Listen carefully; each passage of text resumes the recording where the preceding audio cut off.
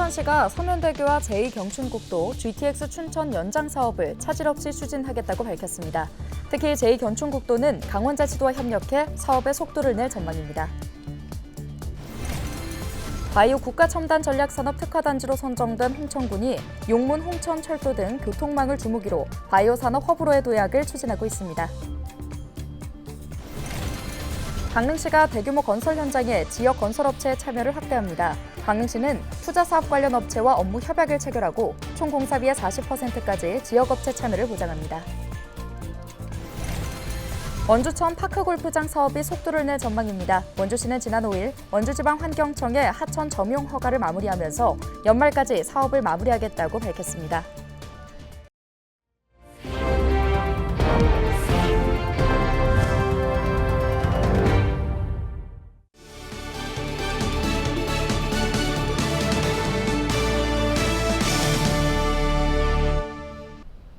여러분 안녕하십니까? 헬로티비 뉴스입니다.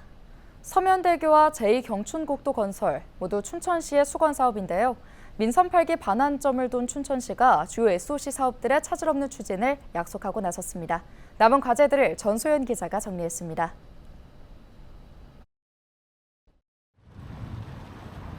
지난 2018년 완공된 춘천대교. 춘천역에서 중도를 잇는 총 연장 1km의 다리입니다.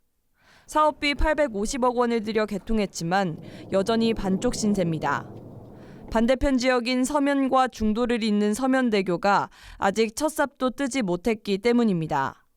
서면 주민들은 춘천 도심까지 나가기 위해서는 신매대교를 건너 돌아가는 길을 다녀야 합니다.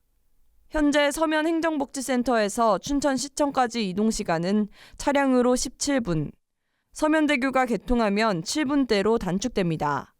춘천시의 수건 사업인 서면대교 건설은 행정안전부의 중앙투자심사만 통과하면 빠르면 내년 상반기 착공이 가능합니다. 춘천시는 서면대교 건설과 함께 제2경춘국도 착공에도 박차를 가하고 있습니다. 현재 남양주에서 춘천까지 차량으로 이동 시간은 약 50분가량 소요됩니다. 춘천시는 제2경춘국도가 완공될 경우 25분 정도로 거리가 줄어들 것으로 전망하고 있습니다. 춘천 교통망의 전체 망을 봤을 때 복잡하게 시내를 거치지 않고 외곽 지역으로 빠르게 수도권으로 접근할 수 있는 기회가 창출이 된다고 볼 수가 있겠습니다. 문제는 예산입니다. 제2경춘국도 공사는 사업 추진이 지연되면서 관련 공사비만 5천억 원 이상 늘어날 것으로 전망됩니다. 이달 기재부의 사업계획 적정성 재검토를 앞두고 있습니다. 춘천시는 최근 육동환 춘천시장이 기재부와 국토부를 찾아 사업 당위성을 호소하는 등 정부 설득에 열을 올리고 있습니다. 세종시를 방문하여 춘천시의 많은 현안 사업을 전달하고 적극 소통했습니다. 특히 착공이 늦어지고 있는 제2경춘국도에 주력했습니다. 서면대교가 놓이더라도 제2경춘국도와 연결되지 않는다면 그 기능은 반도 발휘될 수 없습니다. 수도권과의 접근성을 개선해 성장 동력을 만들어 나가겠다는 춘천시. 국비 지원 여부에 28만 춘천 시민들의 관심이 쏠리고 있습니다. 헬로티비 뉴스 전소연입니다. 최근 홍천군에 반가운 소식이 들렸는데요. 홍천군이 정부로부터 바이오 국가첨단전략산업 특화단지로 선정됐다는 소식이었습니다. 민선 8기 전반전을 마친 홍천군은 교통망 확충을 통한 바이오 특화단지의 성공을 이끌어내겠다는 보관입니다. 박건상 기자의 보도입니다. 지난 6월 기준 6만 7천여 명의 인구를 기록하고 있는 홍천군. 홍천군은 2년 연속 1조 원이 넘는 예산을 편성했습니다. 도내 군 단위에서는 가장 많은 예산 규모를 보이고 있는 겁니다. 민선 8기 출범 후 반환점을 둔 홍천군은 최근 정부로부터 바이오 국가첨단 전략산업 특화단지로 선정되면서 홍천군 발전의 기틀을 마련했다는 평가를 받고 있습니다. 2년 동안 지역의 발전을 위해 다양한 군정을 펼쳐온 홍천군은 바이오 특화단지 선정을 계기로 발빠른 기업 유치 행보를 추진할 계획입니다. 우리 지역으로서는 미래 먹거리 산업을 이끌어가는데 아주 중요한 특화 단지가 될 것 같습니다. 이것을 통해서 우리 홍천군이 추진하고 있는 중화 항체 산업과 또 이런 그 항체 산업 그러니까 국가 항체 클러스터 산업이 또 마무리될 수 있도록 또 바이오 산업의 허브 도시가 될 수 있도록 저희가 잘 대응해 나가겠습니다. 바이오 특화단지의 성공을 위해서는 무엇보다 시급한 게 바로 교통망 확충. 홍천군은 건설자재 가격 상승과 정부의 긴축 재정이라는 어려운 환경 속에서도 다양한 도로 확충 사업을 성공적으로 이끌어낸 저력을 보여왔습니다. 이제 남은 숙제는 철도망 확충. 영문 홍천철도를 홍천으로 불러오기 위한, 끌어오기 위한 것에 역점을 뒀습니다. 일단 국가 철도망 구축 계획에 반영을 시키는 것부터 시작을 했거든요. 네. 지금은 기재부의 예타 대상 사업으로 선정이 이제 되어서 이제 KDI로부터 예타가 진행되고 있는데 우선은 영문홍천철도 사업이 착공될 수 있도록 하는데 가장 역점을 뒀습니다.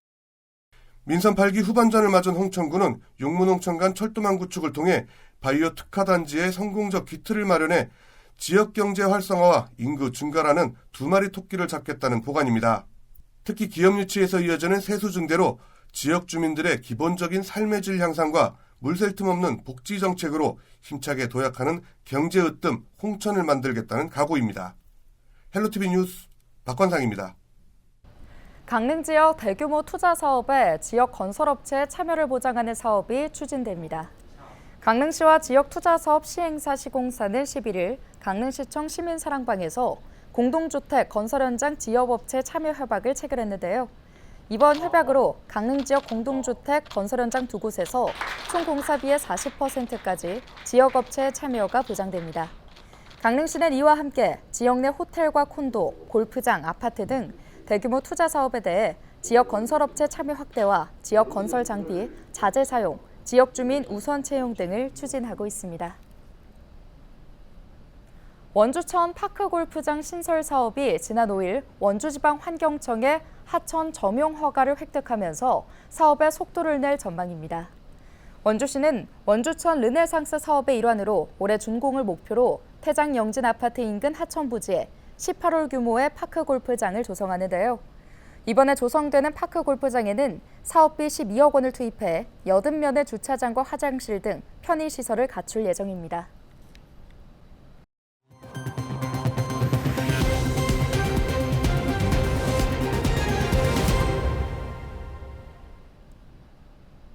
연일 장마가 이어지면서 전국 곳곳에서 침수 피해가 잇따랐는데요. 피해 예방도 중요하지만 한번 재해를 입은 곳에서는 재발 방지가 무엇보다 중요합니다. 4년 전 장마로 피해가 심각했던 현장을 송하영 기자가 다시 살펴봤습니다. 지난 2020년 8월 기록적인 폭우로 범람했던 섬진강.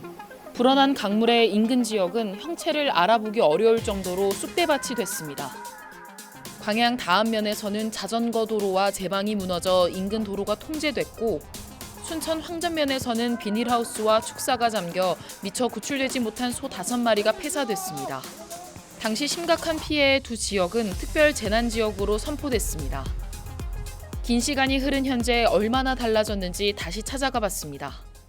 4년 전 많은 비로 무너져 내렸던 도로는 복구가 완료된 상태입니다. 해당 지역에는 침수 피해가 발생한 지 1년 뒤부터 붕괴 구간 복구 작업과 제방 재건설 등이 진행됐습니다. 4년 전 그날을 어제처럼 떠올리는 주민들은 되찾은 일상생활에 안도하는 한편 또다시 피해가 발생하지 않도록 추가 정비가 필요하다고 말합니다. 이제 달라지려면 여기 지금 뭐 제방에 쌓이든지 이렇게 아직 그런 대책은 좀 미흡하지만은 원래 있던 것보다는 조금 좋아진 건 사실입니다. 사실. 순천에서 축사 피해를 입었던 주민도 마찬가지입니다. 당시 재해복구 사업이 실시되면서 축사를 다시 세워 정상 운영이 가능해졌지만 여전히 장마철만 되면 긴장감을 놓을 수 없다고 전합니다.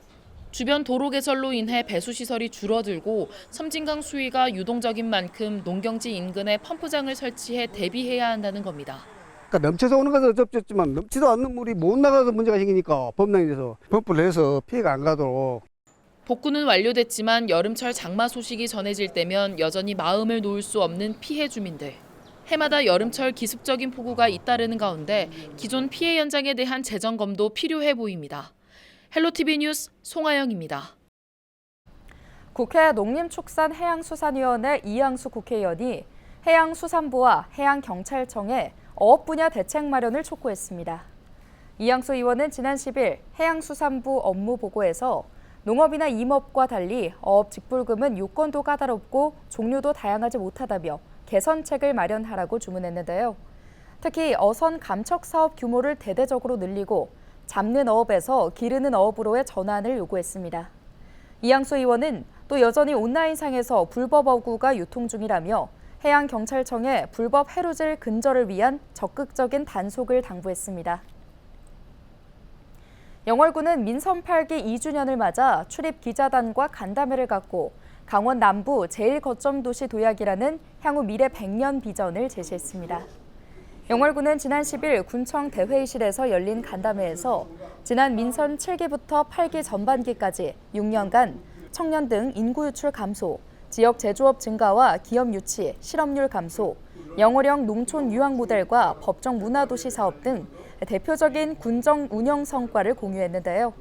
이어 영월군은 복례산 명소화 사업, 핵심 광물 등 첨단 소재 산업 육성, 덕포리 중심 신시가지 조성 등 역점 사업을 차질 없이 추진해 지역 경제에 활력을 불어넣고 주민 삶의 질을 높이겠다고 밝혔습니다.